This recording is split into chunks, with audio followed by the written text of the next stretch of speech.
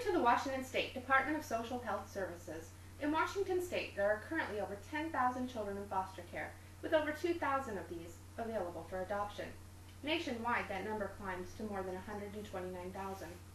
Adoption through foster care is a complicated and time-consuming process.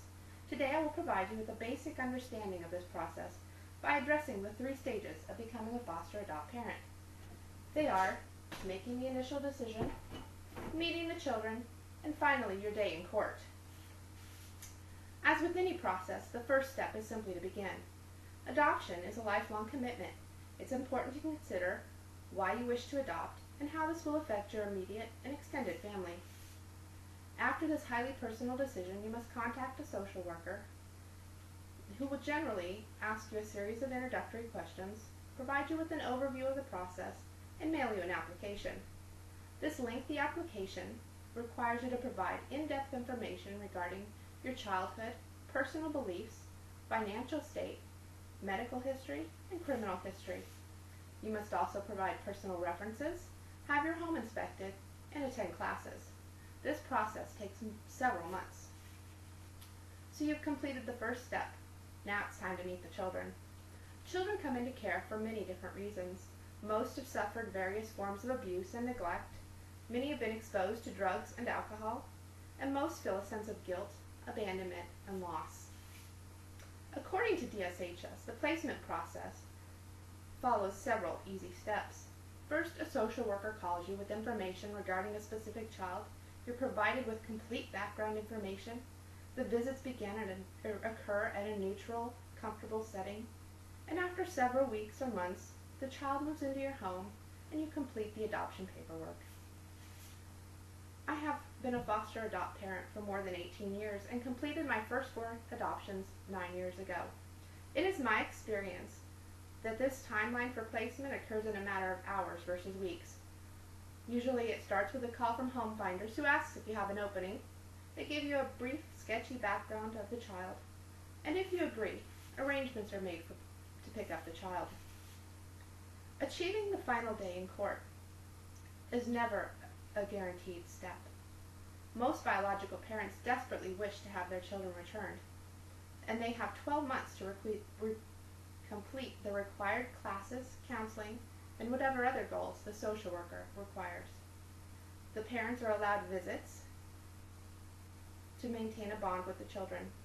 Many children are returned home, many are placed with relatives, and some become available for adoption.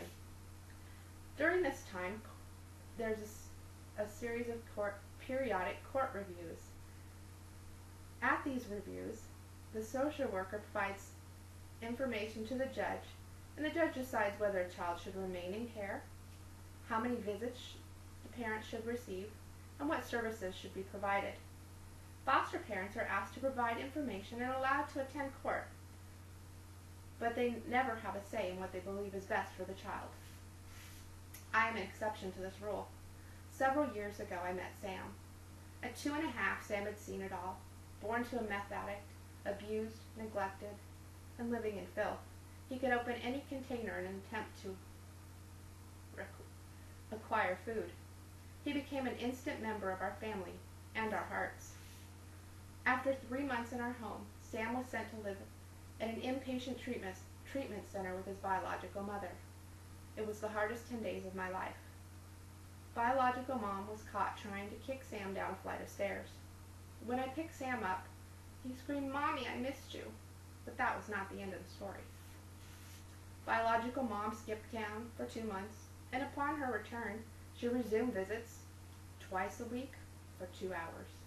Sam would sob, soil his pants, and have to be peeled from my arms. I begged a social worker to request the courts to stop, but at the next review, he said he was too busy and forgot to submit the paperwork. I hired a lawyer and was granted the right to intervene on Sam's behalf. Only a handful of foster parents have ever achieved this. Eventually, the visits were stopped, biological mom's rights were terminated, and as of May 2009, Sam became forever a Hoyt. It took 3 1/2 years. He still dreams of being choked and has been diagnosed with post-traumatic stress disorder. He's only 6. Every case is different, but adoption through foster care is not for the faint of heart. It's a tumultuous experience. From the decision to adopt, to meeting the children, to finally your day in court, it is full of uncertainties. I have provided you with a basic understanding of the adoption through foster care process. Adoption is not for everybody. The decision is up to you.